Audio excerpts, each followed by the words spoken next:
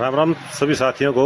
आप आ गए यहाँ दुकान पे, और दुकान पे आने से पहले देखू हूँ अपने दोनों बिजली वाले डॉक्टर स्कूटी का चपट रहे हैं जमा बूंदी डाल है, और स्कूटी ने जमा पाड़ के गिरने लग रहे हैं। इनने के कार्रवाई करी आपको दिखाते हैं एक बार।